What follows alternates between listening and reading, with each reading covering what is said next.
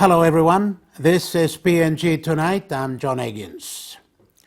In this edition, disruptions this morning to businesses, schools and public service over the university students' planned protest, though normal by this afternoon.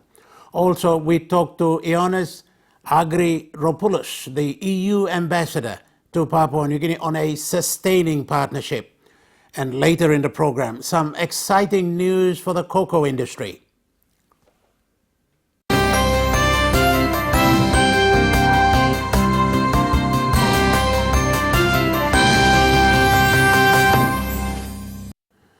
Police were out in full force, particularly towards the northwestern and eastern sides of the national capital today, to prevent anticipated troubles associated with the planned university student protest. The National Capital District Law and Order Committee, however, disapproved the protest. University students, supported by their sister universities in Lae, Goroka and Kokopo, stand adamant that the Prime Minister, as well as the Police Commissioner, stepped down over alleged abuse of office relating to the Paul Paraka case. Mr. O'Neill clarified his position and that of the government's in a newspaper advertisement today. All that in this report by Mark Kayok. A proposed protest march planned for today had a significant impact on schools, business houses and the public transport system.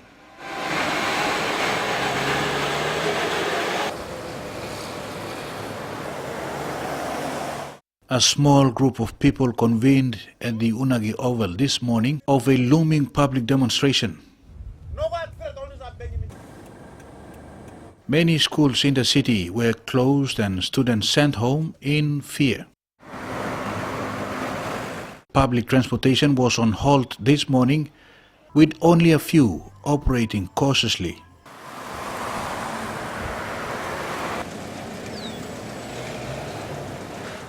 Business houses were on alert, operating with fear of becoming prey to opportunists who usually take advantage of public demonstrations. A major hospital in Port Moresby, the St. John's in Gerahu, was marred by violence. Members of the civil society and students at the University of Papua New Guinea ordered the closure of the hospital, forcing patients to flee. It all started from a week-long protest last week at the University of Papua New Guinea. Students convened last week, raising concerns on issues affecting the country and the government. Student representative councils from both UPNG and the University of Technology in Lae demanded that both Mr. O'Neill and Mr. Baki step down. They claimed their biggest concern is about the financial state of the country, the economy on the downhill due to the depressing prices for the exports. That's why the students are saying They are calling on the Prime Minister and Commissioner of Police to abide by the rule of law in order to maintain integrity and independence to offices they occupy. and now we have taken our stand to petition the government, especially our Prime Minister Peter O'Neill, to step down and face the rule of law so that all these allegations that are being addressed to him can be sorted out and respect the office of the Prime Minister. We see that when our leaders, the bureaucrats, are doing this with no respect to the law, we see that the future, we're looking at the future. How will our future be? The student-led protest gained an overwhelming support from University of Lae, University of Goroka and the University of Natural Resource and Environment in East New Britain province. That I almost cried. The Prime Minister was not there to receive their petition. Even attempts by the minister responsible to ease tension last week failed.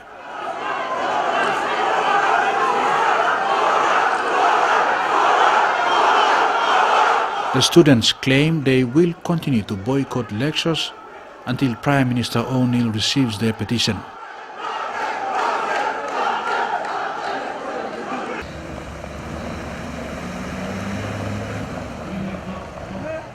The Trade Union Congress and other union bodies throw in their support to the students. PNGTUC went on to say people's rights must not be suppressed. But we don't believe that our rights can be suppressed. And when we know our rights are suppressed, we will fight it out. Also, backing the students' stand is the National Academic Staff Association. Given the importance of the issue raised by UPNG students to the well-being of PNG and its people, NASA stands by and supports the UPNG student body in principle on its petition to the Prime Minister and the government of Papua New Guinea to take the necessary step to address issues contained. The government, on the other hand, is steadfast. In a phone interview with the Higher Education Minister, Malakai Tabar, is adamant that the university's academic calendar will continue despite the protest.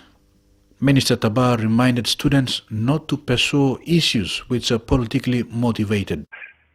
I said, and I think it's going to appear on the paper tomorrow, that the academic program of the University of Papua New Guinea goes ahead as scheduled. Examinations will be conducted in 3 weeks' time. And if you're not there for the examinations, you're deemed as failure and the rule effectively applies. Police have warned that any public assemblies would be illegal. There is no room for such forum without the approval of the NCDC Peace and Good Order Committee. Good Order Committee, and the Peace and Good Order Committee rests with the National Capital District Commission, of which the Governor for NCD is the chairman. So it has members. Alright, it is that committee will deliberate on the application requesting for a permit to conduct an assembly or a procession. Students were also reminded that the warrant of arrest for and if would be prejudice or contempt to act otherwise. For students as well, I'd like to advise the student leaders and the public at large that, the issue in relation to the warrant of arrest for the Prime Minister, it's been stated by the national or the higher courts.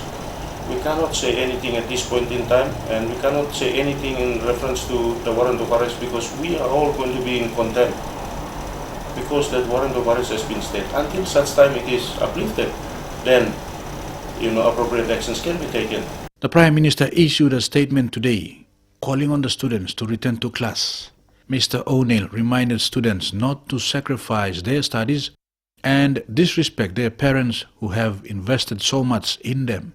Mr. O'Neill clearly outlined that he has made an executive decision to investigate the unaccounted spending of billions of funds by the previous government by task force sweep that he contends has not happened. O'Neill went on that government has invested so much in education, urging students to resume classes as the exams for this semester are only a few weeks away. Mr. O'Neill reiterated that he has no intention whatsoever to step aside as he had been mandated by the people in the 2012 national elections and the parliament. A full advertisement detailing Mr. O'Neill and the government's position on the matter was put out in the Post-Courier today. The University of Papua New Guinea administration will consider the future of this semester by Friday if the students' boycott of lectures continues. This is PNG Tonight. We talk to the EU ambassador to Papua New Guinea on resource development after the break.